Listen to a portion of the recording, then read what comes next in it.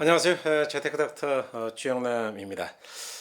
제가 최근에 요즘 사회적 무리를 빚고 있는 이 ELS나 DLS에 대해서 말씀을 드렸잖아요. 오늘은요, 그 신용관리의 중요성에 대해서 말씀을 드려볼까 합니다.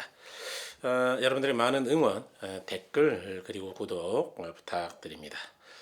여러분, 그 신용등급이라는 게 뭘까요? 신용등급. 이 개인의 신용등급이라는 거는요, 일반적으로 신용평가 회사, 흔히 영어로 Credit Bureau, 그래서 CB라고 하는데요. CB사가 개인의 여러 가지 신용 정보를 수집해서 1등급부터 10등급까지 분류한 등급을 말합니다. 일반적으로 신용 정보는요, 예금이라든가 대출이나 신용카드 사용 등 금융회사와의 거래 내역을 참고하고요. 다음으로 세금 체납이라든가 채산, 소송 등 공공기관의 정보까지도 모두 수집하여 이런 걸 바탕으로 판단한다고 합니다. 금융회사들은요, 개인 신용정보를 바탕으로 대출을 할 거냐 말 거냐, 대출 가부의 결정, 금리를 비싸게 받을 거냐 싸게 받을 거냐, 금리의 결정, 신용카드를 발급해 줄 거냐 말 거냐, 신용카드 개설 여부 등을 결정하고 있습니다. 이와 같이 전문적 신용평가 회사가 개인들의 신용을 평가하기도 하지만 각 은행들은요, 금융회사 자체적인 신용평가 시스템을 가진 경우가 대부분입니다. 그래서 이런 걸 흔히 은행 신용등급이라고도 부릅니다. 개인 신용등급은 그러니까 신용평가 회사마다 적용하는 항목들은 비슷한데 얼마나 많이 적용할 거냐, 그 비중들이 조금 달라요.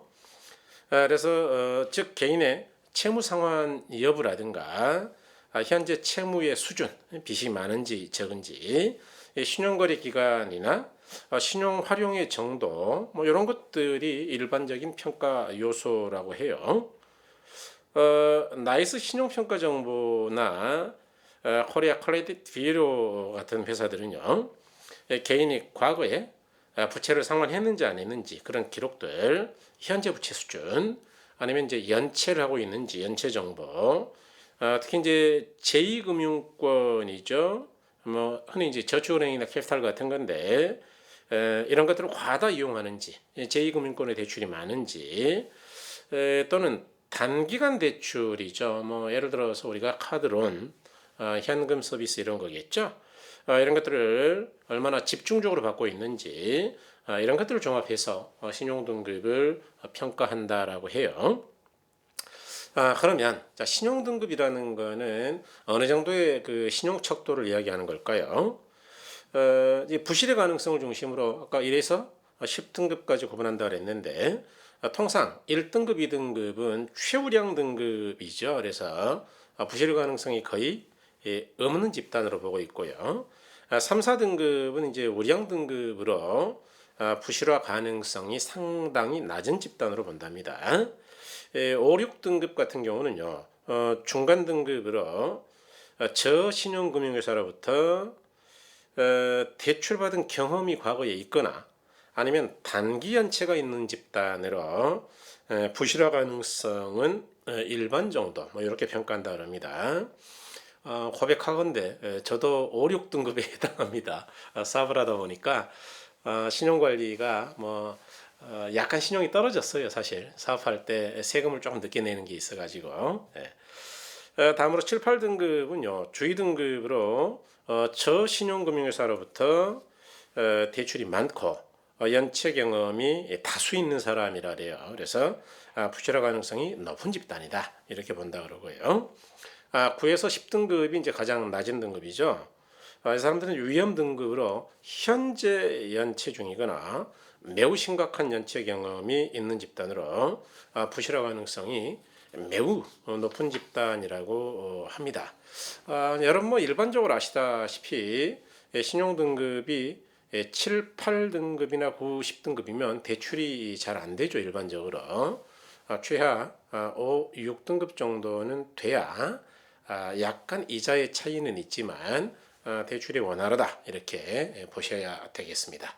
자, 그러면 두 번째로 우리가 신용관리를 왜 해야 되느냐, 그 중요성이 뭐냐, 그런 이야기죠. 여러분, 그 신용관리의 중요성은 이미 다 알고 계시잖아요.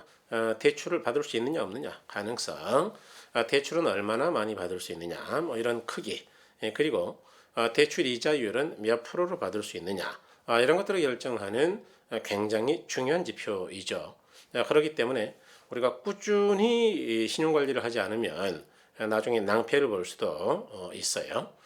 특히 세상이 많이 알려져 있습니다만은 신용등급은요, 떨어지는 거는 굉장히 쉬워요. 그런데 회복하는 거는 또 좀 느리단 말이죠.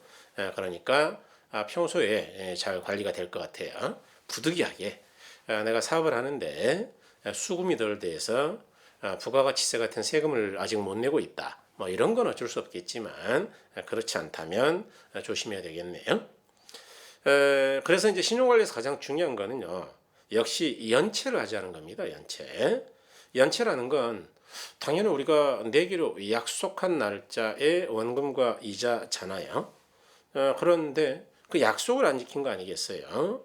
예를 들어 대출금의 연체라든가 신용카드 대금의 연체라든가 세금이나 저처럼 세금이나 공과금 등의 연체 등 모든 연체는 일단 신용평가에 악영향을 미친다라고 보시면 되겠습니다.